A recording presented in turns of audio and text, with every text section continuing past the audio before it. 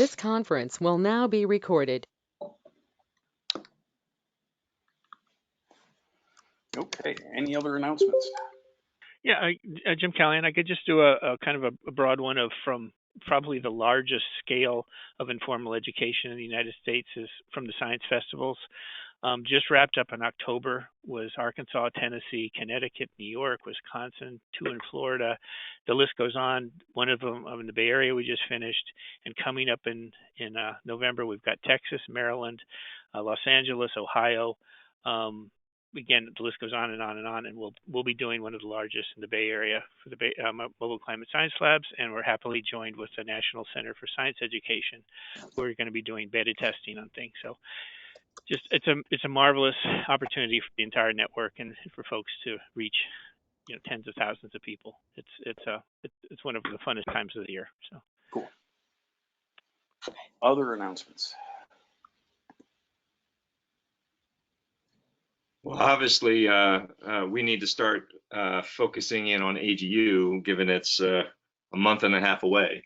But I'm feeling some some community focus is needed to get ready for that and everything that comes with it. Okay. And I look forward to seeing many of you at GSA this coming week. That's this week? Yeah, it starts on Saturday or Sunday, I guess. The Saturday is pre-conference stuff. Well, Don, I know you have climate literacy sessions there. If there are any amazing new members of the community that don't know they're a part of the community, inviting them to join us. I don't know if you saw Katie's email about AGU presentation slides, but just something that we need to do a better job of connecting people to the network and what we do. Yeah, inviting them in. Hey everyone, this is Rev, and Katie and I have been working on updating our clean logo, making a clean single slide that can be used at GSA or AGU to talk about clean for like maybe the first person in a session or something. And we had a couple stumbling blocks with like not having access to the original files, but I'm super excited. I just got this morning from my teammate Jen some updated clean logo and also a new clean logo that says clean member on it that we could all put in the corner of a slide. Cool. Just to have like a little brand that says you're part of clean. So we are going to get those out by the end of the week. I'll be excited to share that with the community. I love it. That is great, and I'm happy to throw it in my PowerPoint for GSA, but I need it like ASAP because I was supposed to upload my talk before the weekend because I'm actually speaking Sunday morning at 8 a.m. Okay, Wendy, can I get it to you today, tomorrow? What's the latest I can have? They're pretty much ready. I just haven't I just got them in my inbox. Yeah. So I haven't gotten to them by Katie yet. Thursday afternoon would be awesome. We can totally do that. Yeah. Cool. Thursday morning, let's shoot for it. Okay. Great, thanks. Other announcements. Yeah, a question. This is Frank again, the other Frank again. One thing I had sent out over in the Clean Network, I didn't get a response to, and I just want to bring it up in hopes that maybe there will be a response to it at some point. I'm just trying to find out if there's any sort of clean representation that's going to be at COP24, Poland. Frank, the only person I know that is part of that I'm aware of is Kristen Appleton at Climate Generation. They're sending a delegation. Yep. Okay. That's the only one I know of this year. Okay, well, I'll get in contact with her then. And Frank, Mark won't be going there. I know we can think Europe is small. It is a bit of a distance, but Mark won't be there. McCaffrey? No. Okay. He will be or won't be? Will. Okay, good. That'll be good. I'd like to meet him face to face rather than virtually all the time. So, okay, good. Thanks.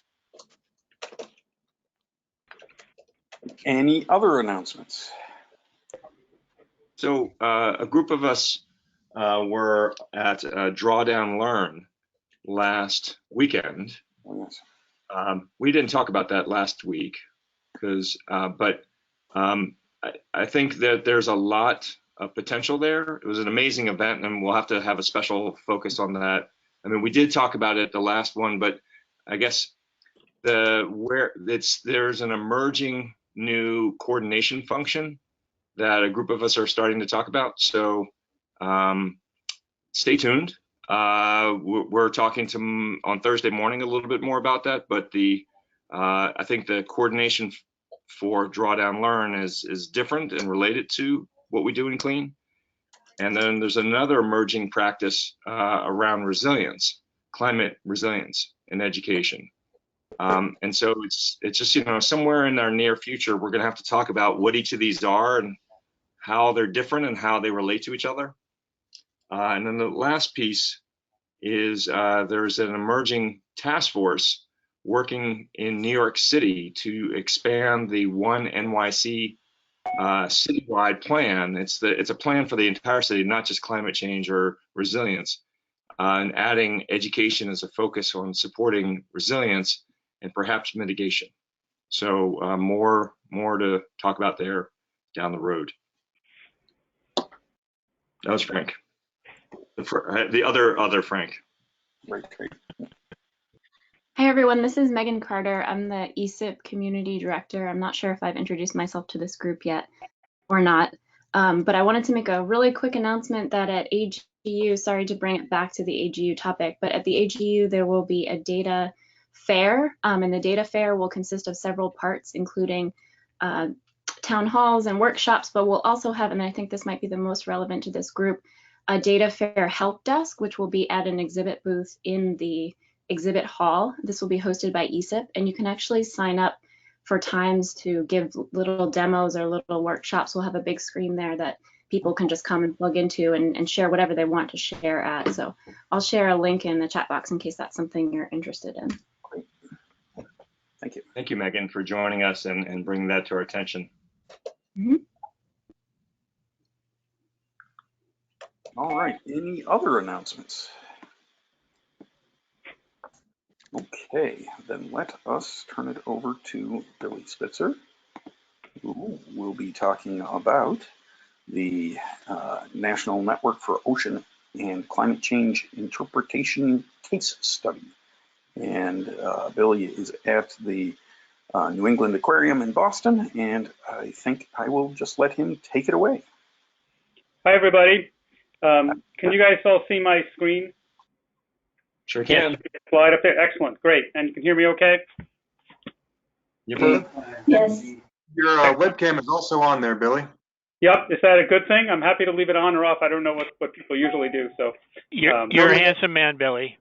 You're a handsome man. You must be looking at someone else's webcam. But in any case, I will get going. I'm going to talk today about public engagement and action around climate, which I would say is related to education, but not exactly the same. I'm going to talk about the work that we have been doing at New England Aquarium and also working with a lot of other informal science education institutions, both doing work kind of within our walls as an aquarium, but also beyond the walls and out into the community. And one thing just to note, in addition to the slides that we can share afterwards, we wrote up a case study as part of an affiliate workshop at the Global Climate Action Summit that Frank asked us to put together, along with a number of other case studies that are available on the CSEP Alliance website. And I think Frank was going to post the link to that, and we can post the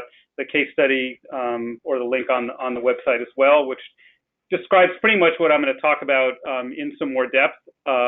And has some additional resources. So just kind of a plug for that case study. And I guess each of the case studies is doing a presentation, over these few weeks, starting last week and continuing on for the next several weeks. So it's kind of a set. So to kind of get going, I just wanted to. I know this is not new news to anyone that, climate change is a big issue. We think about it from the aquarium perspective a lot in terms of how it impacts the ocean. Being where we are in Boston, in the Gulf of Maine, it's kind of a particular interest and concern, given that the Gulf of Maine seems to be warming faster than something like 99% of the rest of the ocean, at least over the last decade or two. So, this is an issue that kind of hits close to home for us, not just sea level rise, but shifts in species.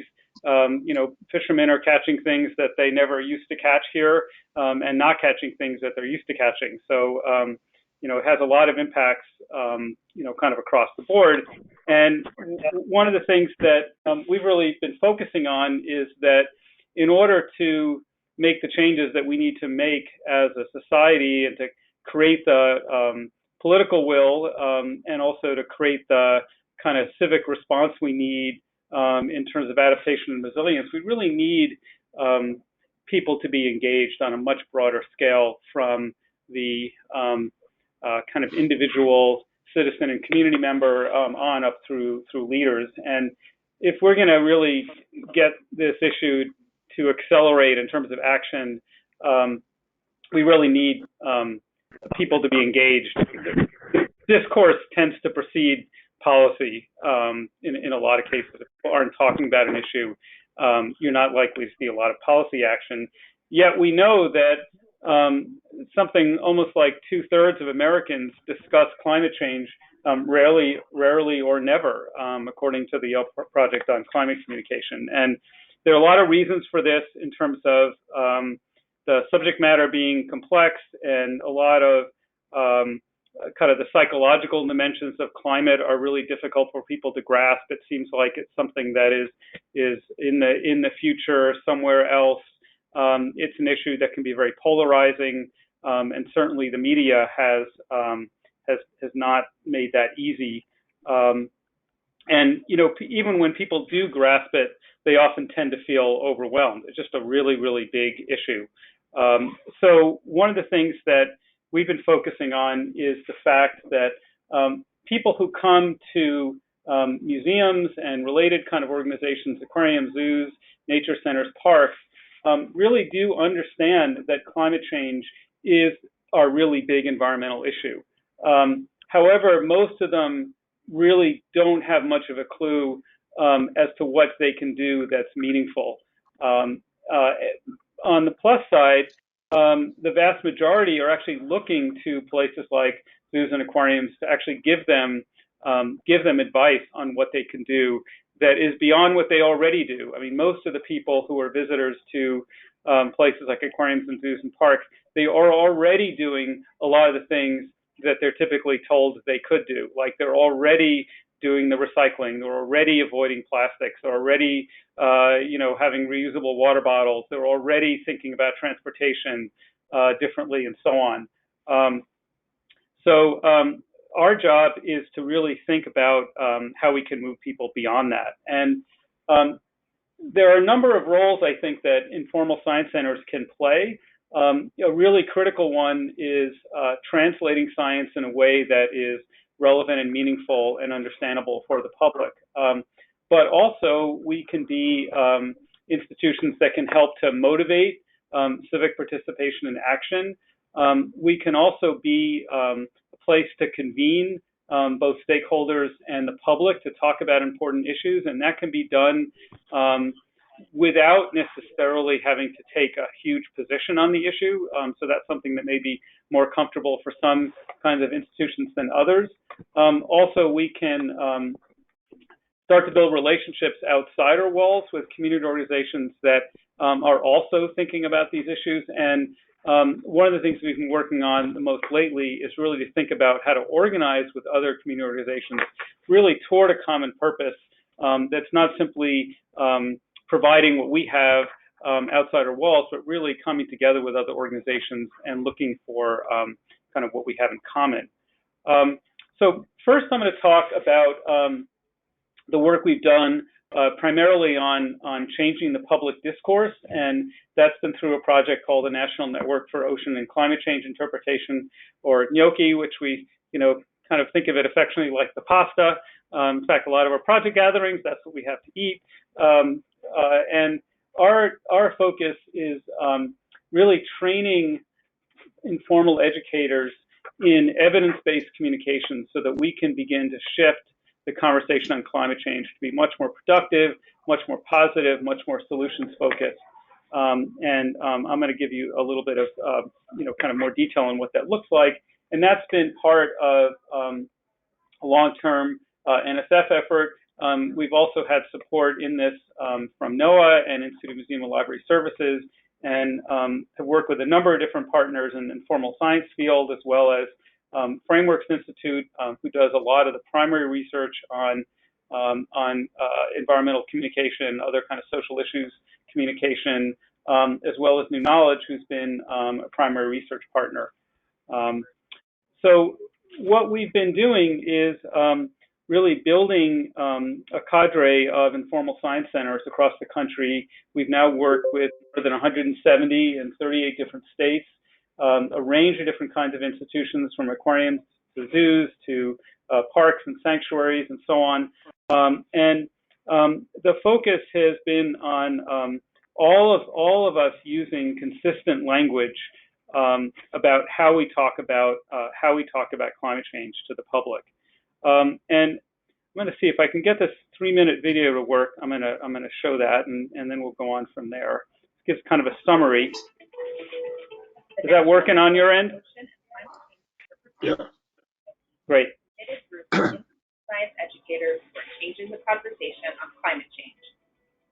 Rather than doom and gloom, they're focused on hope and civic action. Educators at aquariums, zoos, and museums facilitate millions of conversations each year, but climate conversations weren't happening because science educators were unsure of how to guide them productively in a family-oriented setting. Thanks to funding from the National Science Foundation, a partnership was formed between climate scientists, informal science educators, and social scientists to create a training program for interpreters at aquariums, zoos, nature centers, and parks. The program works with strategic framing, an empirical approach to science translation to help interpreters in their work and in their conversations with friends, family, and colleagues. The NNOCCI program launched in 2011. Whoops, what happened there? And has been refined as the network grew. Program evaluations have found that our alumni develop more confidence in their ability to explain climate science, increasing their willingness to discuss climate concepts.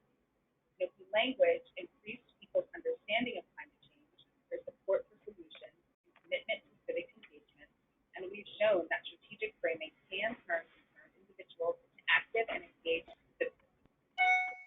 By July 2017, over 400 colleagues from 170 institutions in 38 states had joined our community, and our community is reporting consistent improvements in its own effectiveness. Using innovation, collaboration, and empirical inquiry, NNOCCI has launched a growing network of climate interpreters with tools that help millions of Americans understand why our climate is changing and motivate them to get started on solutions in their community.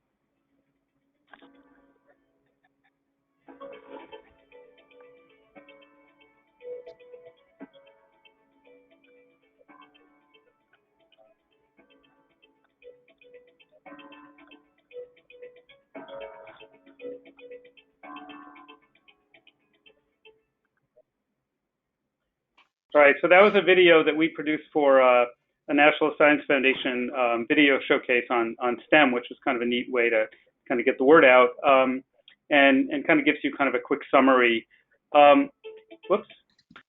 What I wanted to talk about next a little bit is sort of how this works, and this slide is kind of a visual of what the real theory of change is, and essentially what happens is that our focus is on interpreters, on really building their knowledge and techniques, but also helping them be part of a community of other interpreters, which really helps increase their confidence and social support. Then they're more effective at communication. What that means to the visitor is that they have a better understanding of what's happening, and also more of a sense of hope and self-efficacy that they can actually make a difference. And that makes them more likely to actually take action. And so that results in more hope, which turns out to be something that's kind of contagious. And when people feel more hopeful and more engaged, they're more likely to talk with others. The more they talk with others, the more likely those others are to actually get engaged and take action and so on. And this helps to kind of reverse the what we call kind of the spiral of silence that tends to happen around climate, where people feel like they don't want to talk about it. And because people aren't talking about it, other people feel like, well, if other people aren't talking about it, I guess no one really is that concerned about it. Or maybe no one else cares about it the way I do. So we've really worked to try to kind of reverse that dynamic. And some of the key things that are involved in this strategic framing communication technique is using a tone that's kind of neutral and reasonable, but maintaining kind of a hopeful stance. Using values to help people understand what is at stake for everyone with this, and to really try to appeal to values that kind of cut across the political spectrum. To use scientific explanation as a way to help people get a grasp on what's happening and how it works, which then helps make the bridge between the problem and focusing on appropriate solutions. So really looking at what we can do to respond to climate change, really at a community level more than at an individual level. So what this means is using more of a conversational tone rather than framing climate as a crisis. We all hear about crises all the time, and we tend to not want to, spend a lot of time on them because there's always more crises and what can we do? We tend to focus on how we're all connected to ecosystems rather than the kind of polarizing jobs versus environment frame. We talk about carbon dioxide as a heat trapping blanket, which is a way that people can understand the mechanism of climate change, because most people understand blankets. But greenhouse effect we try to avoid because most people really don't understand greenhouses, and there are a bunch of issues with greenhouse effect in terms of an analogy for climate. And finally, we focus a lot on community solutions, which is really where people can make more of a significant difference and also connect more with others rather than individual consumer actions. So that means, for example, focusing more on things like community solar initiatives and less on things like you can ride a bike to work. And if we do want to talk about something like bike transportation, we would tend to talk about, well, does your town encourage biking? Do you have bike lanes? And if not, why not? And in Boston, one thing we talk about a lot is not only do we have bike lanes, we have bike sharing. We started to see this positive dynamic of more people biking, and that creates more demand for bike lanes and better awareness of drivers and more comfort biking and more bike lanes, and it just keeps repeating. So this is Billy, can I ask you a quick question on that one? Yeah. How important is the specifics of community action to your community? And historically, were you guys using more general community or were you specific community? So we try to focus on community actions that are applicable to people, but we don't always just say so a good example is we've had real success at the New England Aquarium talking about how the Seattle Aquarium has installed solar panels on their roof. And people say, Seattle, solar, really? If Seattle can do it, I guess we can do it. So sometimes using a different place is actually helpful, but we also try to connect people to the fact that in Massachusetts, I think something like 80 out of 351 towns have some kind of community solar initiative already. And even if your town doesn't, you can pretty much everywhere choose to buy renewable energy credits, to get your electricity from renewable sources. So we try to identify things that are actionable, even if they're not specific to someone's community. Does that make sense? Absolutely. So after 10 years of doing all this research and all this training, we finally came up with an exhibit panel in our aquarium that kind of summarizes all of this stuff in like a few easy steps for the general visitor.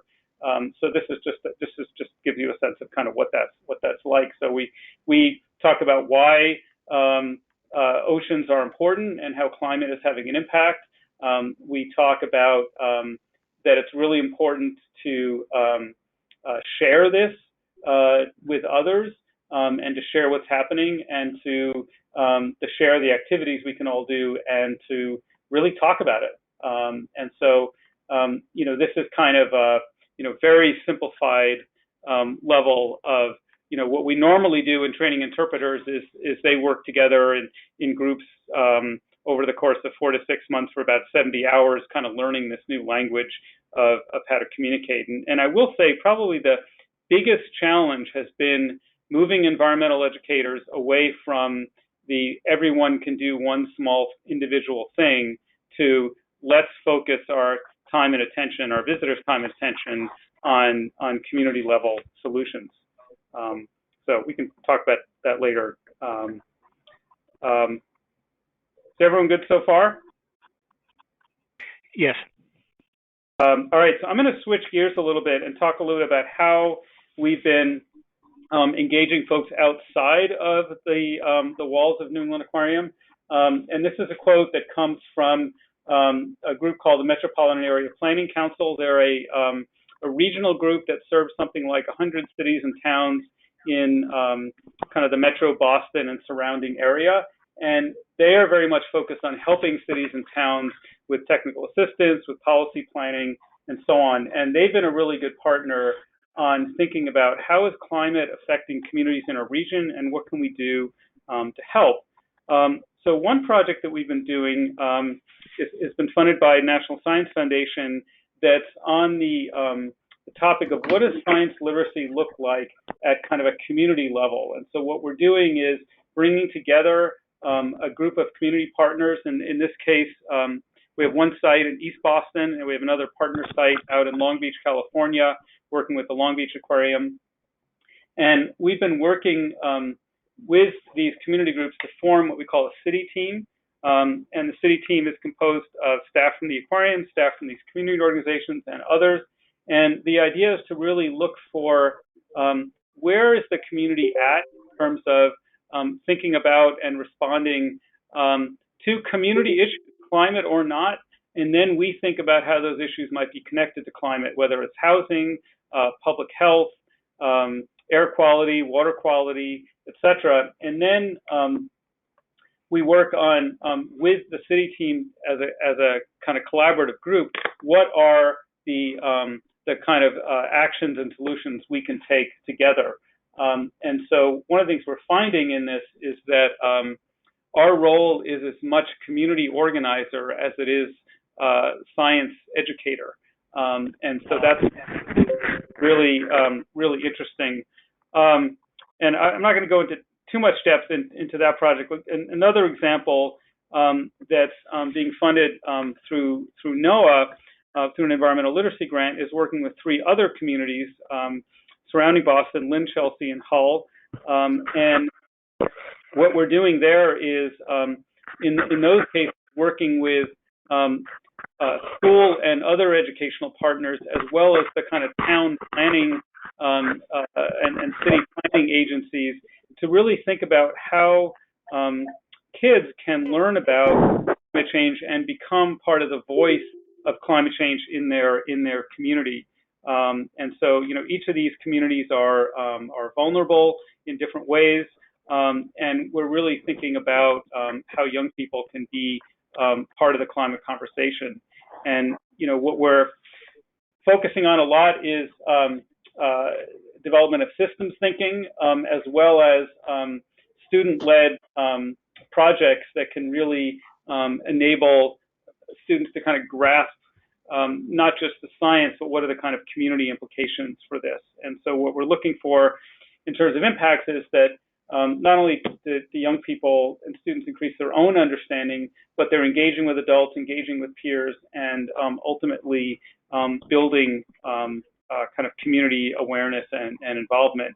And then over time, what we're hoping to be able to do is working through the Metropolitan Area Planning Council as well as the Metro Mayors Coalition is really extend this work to other communities in the surrounding areas, kind of shown on this map. So you know, we think the kind of results of this are ultimately scalable. But both these projects were only about a year in to each, and so we're still kind of in the early stages. But we think it's really important to kind of move this work from inside the museum to the community. And then, Billy? Yeah, go ahead. Just so that we can get a sense of scale and the types of ideas you're working on, can you give us one or two examples from Chelsea or Hull about the types of projects you're referring to? Sure. Let me give you an example from East Boston, because the Chelsea and Hull and Lynn programs are actually just about to start implementing things now. You know, the last year has been a lot of kind of curriculum planning. But to give you an example, in East Boston is, if you ever flown into Boston, that's where the airport is. It's almost an island. It's historically been very kind of water oriented. One of the things that's been happening recently is that there's been a lot of development on the waterfront and kind of a lack of attention to the kind of historical significance and kind of the sort of neighborhood attachment to a lot of these waterfront resources. So one of the things that when we got together with these community groups, they said, hey, you know, can we educate the community more broadly about, you know, what stake do we all have in the waterfront, and what is not just the past and present of the waterfront, but what's the future? And can we build some bridges between the kind of historical residents and the newcomers, so we all realize this is something we have in common, rather than kind of create this dynamic of the developers versus the community, which is kind of what's been happening. So we're starting to develop or co-develop essentially like a waterfront tour program that's a combination of cultural history, maritime, learning about marine life, learning about culture, et cetera, which is not something that we would have come up with on our own at all. But we've been able to kind of leverage some of our expertise as well as community expertise to kind of make this happen. So I hope that gives you a little bit of a flavor, and more to come on the other communities. Thank you. You're welcome. So the last piece of the puzzle has been really starting to turn our attention to youth leadership, and we've had a program at New England Aquarium for a few years called Climate Teens, which is focused on teens becoming not only educated about climate, but also being able to learn to communicate and to really be leaders in their own schools and community on the climate issue. And we just recently have started a partnership actually with Reb and with Jen and with others, Alliance for Climate Education and the Wild Center, to build more of a scalable model around what youth climate leadership could look like. And that project just got funded through the Institute of Museum and Library Services.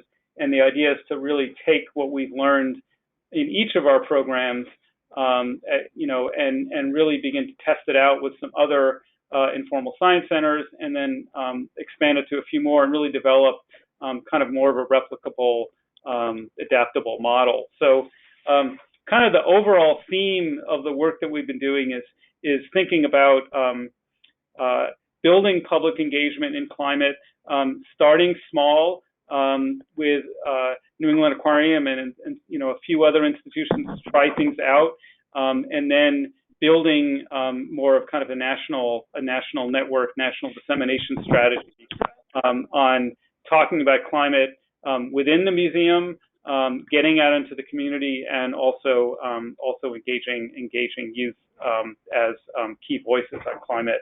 And then just to kind of end with some resources, these are some of the websites that would kind of get you more information about climate interpretation, climateinterpreter.org, the NNOCCI.org site.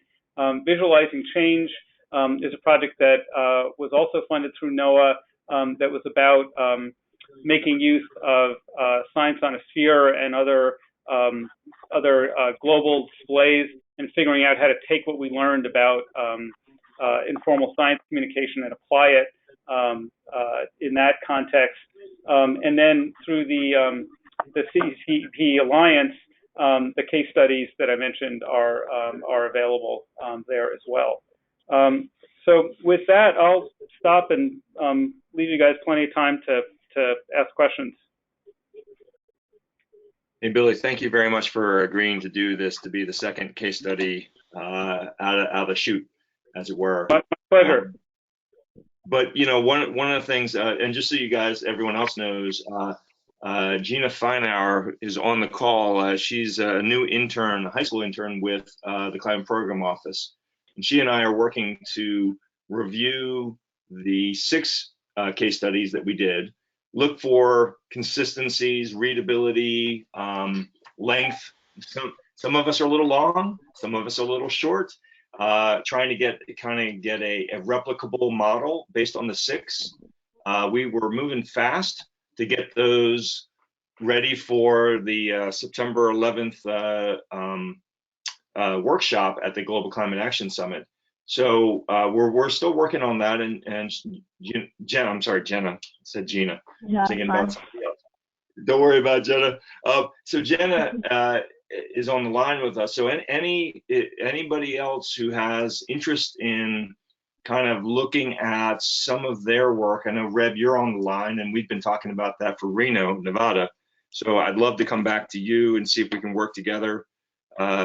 Jenna will be with us through May, and we may not be working on only this, but I just want to, you know, this is an opportunity to kind of lift our work up, where climate change education programming and community climate action intersect and actually co-develop programming, where community leaders really value and collaborate actively with us, as opposed to we're doing it for them or anything like that. I mean, we see the potential here, and I think that what Billy just laid out is kind of has an example of Boston, but then it also has tendrils to going beyond Boston because of the NNOCCI network and the community practice that you know, the practices that you guys are putting forth. But I just want to put it out there that, you know, if you have other work that you think aligns in this way, we'd love to lift that story up over this coming year.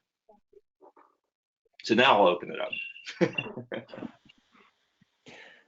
So Billy, I've got a couple of questions.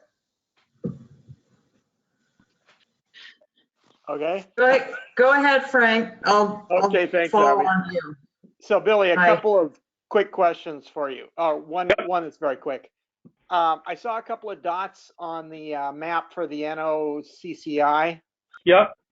Out in Oregon. Who are those? Yeah, so I know the Oregon Museum of Science and Industry is one. I believe the Portland Zoo is probably another. Okay. I bet, I can't remember offhand, but I bet like the Newport Aquarium is also probably on that list. Yeah, it also looks like High Desert Museum in there too. Yeah, I think that's right. Okay, cool. The other question I had for you is was in regard. I found it very interesting that you had the community piece there, the community response piece, and I'm just wondering about that from the point of view that, I mean, having been on our neighborhood board here, I can tell you that there is a certain amount of distrust of community solutions for a lot of people, and I'm just wondering how that works. So that's interesting. When you say distrust of community solutions, so does that mean like distrust of the town or the city, or distrust in a neighborhood level, or not sure? Some of it goes to kind of an anti-government thing, but some of it is, I don't want people in my business. And so I sort of build a cyclone fence around my yard and leave me alone. Okay.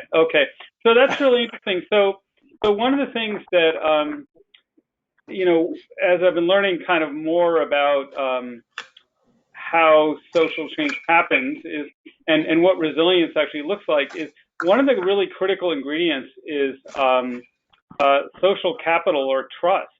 And there's really interesting studies. There was a study in Chicago after a heat wave, and they looked at where the fatalities were, and it turns out that you couldn't correlate it with socioeconomic variables, except that you could correlate it with where people trusted each other and looked out for their neighbors.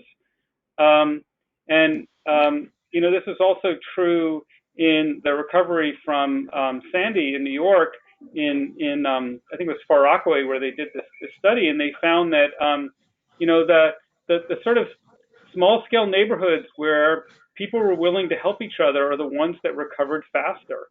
And I think that building social capital, building that level of trust is really critical. And it's not just trust in government, it's trust in your neighbor. And it's also realizing that your government is, you know, they're not, you know, especially at a town level, they're not politicians, they're elected people like you. And one of the reasons we've been working with community organizations is because they do tend to have more of that trust. You know, they're not governmental. You know, they're more grassroots, they're more community directed. You know, in East Boston, we're working with a radio station, a sailing program, a community farm, just to give you a sense. They are not perceived as government. They are not government. And I think one of the reasons that we're also doing work with the schools in the NOAA project is because we wanted to create a bridge between the kind of town planners who are considered part of town government and you know, the sort of general you know, citizenry, and thinking about you know, kids and schools could be a less threatening bridge. But I think we got a lot of work to do. I mean, to kind of get back to your original question. Thanks. Billy, question? Billy, this is Abby Rusky calling from Olympia, Washington. I think we met in the elevator at West Ed during Frank's session. Thank you for your presentation today. It was really, really interesting. One of the questions I have, and I guess by way of arriving at that question, just to relay to you and others that in Olympia we are working very closely with the Thurston Regional Planning Council and the 3 city councils, and today actually our county council will take another vote to join the climate action planning process. We've got the energy assessment, we've got the wedge policy analysis done, but not the climate action plan. So it's this perfect point at which youth in schools, but you know, both the formal and the informal setting, can intersect with the planning process. And and in the process of pulling all of that together, and beginning to make connections between the folks that are in the planning world and the folks that are in the education world, we've also been able to achieve funding statewide for teacher professional development and assessment in climate literacy across all communities, working through our education service districts and linking community-based organizations with school districts and educational service districts. So, and in the deep dive that one of the projects out of 16 is doing there, we are linking together drawdown and a solutions approach and weaving that together with Indigenous and place-based learning as well as NGSS, sort of bringing that all together in one place here in Thurston County. And by the way, Frank and Jenna, that might be another good case study for you guys. So one other, so beyond drawdown and the planning work and the work that we have through the formal ed sector, linking with the informal sector, there's an organization, I Matter, and Larry Kraft was at the meeting that Frank held prior to the Global Climate Action Summit. And I have spoken with the local, the students locally here who are part of that. And I don't know if you folks are familiar with what that organization is doing, but it directly ties into student assessing city performance in the area of clean energy and action, and engaging in at the level of sort of auditing and bringing to light recommendations for local government. And so we're working to pull them in and have them lead in this process. So that's sort of the parts that we're putting together. What would you advise us, and are you seeing this type of thing happen across the country? Well, that's an interesting question. I think when I've talked to folks who are in the, kind of the people who are the sustainability coordinators and so on in different places, my general sense is like everyone wants to do the public engagement part, like they realize it's a good and important thing, but they're just under-resourced to do it. Just the level of staffing that's generally available in these agencies is really small relative to the size of the need and size of the problem. So, I think through the NOAA ELG grants and other initiatives, there's more happening that I know about. I feel like there's probably a lot happening that I don't know about. I don't know, Frank, do you have anything you want to share about what you know? Because I feel like you have the biggest overview of anyone probably on this. Yeah, I mean, I think Abby, thank you for adding this piece, and absolutely want to follow up you on that story. But I mean, that's really the impulse behind the case study work. But I think there's another dimension to it that we haven't really been able to find the resources for. So the potential is there, but we just haven't actualized it yet. Is that if you take everything that Billy just put forth, there's other programming in those communities that aligns on different audiences, but it's the same. So the work that the Museum of Science is doing on public dialogue is complementary. The work that PBS Learning Media is doing on this, and the work that, the coordination of bringing these audiences together for a purpose, because as what Billy just said, is that these offices really don't have very much capacity, and they don't have a budget. And so one of the things we've been, which is exactly what we talked about in San Francisco, is how do we align the programs, coordinate them, kind of try out collective impact in order to really help communities who are leading climate actions. That's, I think, the front edge of our work. But it's not just one program figuring this out, or one organization or institution, but a consortium within a community that is doing the hard, heavy lifting. So I think that's there's a lot of potential in Washington State. The conversations we're having in New York are really emerging, and I think that what's going on in Boston is also very promising. But I just reached out to the Office of Sustainability for Washington D.C. There are 3 people in that office. For them to actually do the work that we know, they don't have the capacity to do that, and they don't know to ask us to help them, and no one's funding us to do it together. So I mean, there's some structural things that have got to get worked out. But Abby, as you know, in the conversation we had in Washington State, they're really starting to see the value of coordination in this work, but I don't think they're necessarily seeing the value of what could be done beyond the $4 million investment. Right. They're up, you know what I mean? So there's some interesting work before us. Yeah, and I just see a huge potential just in the informal science sector, informal cultural institution sector, to play a role here that is just barely tapped.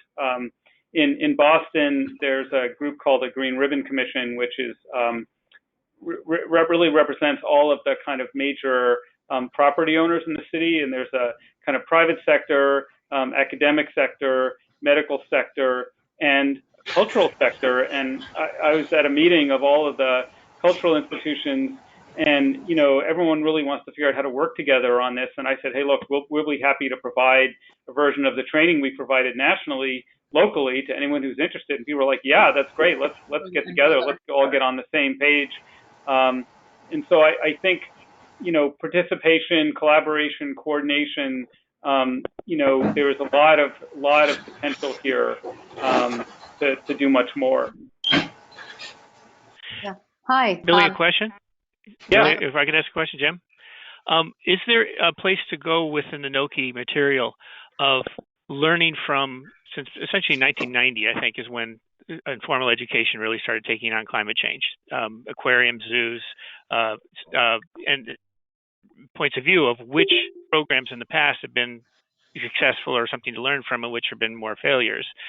Here in California, I would put the Birch Aquarium as being quite outstanding, and yet we have aquariums out in California where I think was pretty universally felt that the exhibits were just duds, right? So I mean, it's kind of like learning from these things. There was Igloo, the whole, there's so much that's gone before. We don't want to be making the same mistakes, and we want to learn from the things. Is there something where those kind of assessments are being made that one could review? Yeah, that's a good point. We kind of, when we started in around 2007, 2008, we actually had someone do an inventory of all the work that had been done to date. And Birch Aquarium and a few others in the museum field had developed exhibits. Were mostly about explaining science behind the problem, and not so much about how to really get the public engaged. And so we kind of stepped back and went to Frameworks Institute and said, hey, look, we need some research here on how the experts understand this issue, how the public understands it, what's the gap that we need to fill. And all the work that we've been doing over the last 10 years is really based on that body of evolving research. In the Visualizing Change project, we actually started the project after I read a study that had been done of all the Science on a Sphere installations that showed that they really weren't very effective in getting people to care about the planet more. And so we said, hey, wait a minute, we got to step back and get away from just looking at the technology here and the data, but really figure out what is it that helps people actually get engaged and care. So I feel like the big insight for us has been not only the kind of science explanation part, but really helping to connect with the values that people already hold and use good communication techniques to cast an issue like climate in such a way that people understand that, yes, this really does matter to them. And then the other part, that there is something they can actually do about it. And I think a lot of the early work wasn't so focused on those things. This is Ingrid Zabel at the Paleontological Research Institution. I had a question. So you were talking about speaking with people about community solutions as opposed to individual actions. Mm-hmm. And you mentioned the examples of community solar and town bike lanes. And I was wondering, do you have any data or information on the type of solutions, community solutions, that people really seem to respond to, that they get excited about, that they think they could participate in or are accessible, versus ones that they're more hesitant about? Like what grabs people with community solutions? That's a interesting point. I think that the things that you said, are things that we look for when we're communicating to visitors and so on. Like, what do people get excited about? What does seem to be easy to explain? What can people actually access? And I think it's a little bit empirical, but those examples that I mentioned are some of the ones that really do seem to resonate, because they are concrete, they are system oriented, but they are also kind of approachable. There's a way you can envision actually grabbing hold of that issue. And there's been a lot of research, for example, on solarization, that if somebody in a given neighborhood installs solar panels, it is several times more likely that someone else in that immediate neighborhood will also install solar panels. So there's this kind of social radiation effect that I think is really powerful. So that's another thing that we would look for. I see that in my own neighborhood. Thank you. She's nice. And it is 2 o'clock, so last question, I think. Hi, this is Lynn Cherry, and this is really exciting conversation about how you're building a youth climate leadership and having science centers be involved. So I thought one other way of getting this out, one of the things that we're involved in is these civic engagement and democracy workshops that are being funded with a big Heinz endowment grant. And we are sharing these success stories of kids who actually are changing laws, and they're 9 years old, 10 years old, 11 years old, working with their community, working with the county council, local government. And so here are the models, and I think social modeling is really important, that kids can actually, and they can see themselves doing this. And the curriculum actually really shows you blow by blow how to do that. So we talked to the Wild Center, and we've been trying to partner with a lot of other groups so we can really work together. So we'd love to get more involved with what you're doing, Billy, and the museum's end of it, and anyone else on the call who's interested in maybe partnering with what we're doing with these workshops and getting them out further. Great, Lynn. Well, thanks. Well, let's keep in touch. Okay. Lynn, that's a really exciting opportunity because Pittsburgh is a C40 city. Clearly, they are a leader in this transformation into a new economy that is a post-fossil fuel economy, which makes them very interesting. So focusing our efforts together might be, I think it's the new way we're going to work, to be honest with you. Yeah, no, I agree with that. Well, thanks, everyone. Really appreciate the opportunity to talk to you all, and happy to follow up with anyone who has more questions or thoughts. Great. Thanks so much, Billy. Thank you. Thanks, everyone. Take care, all. All right. Take care, everybody. Thank you. Bye. Bye.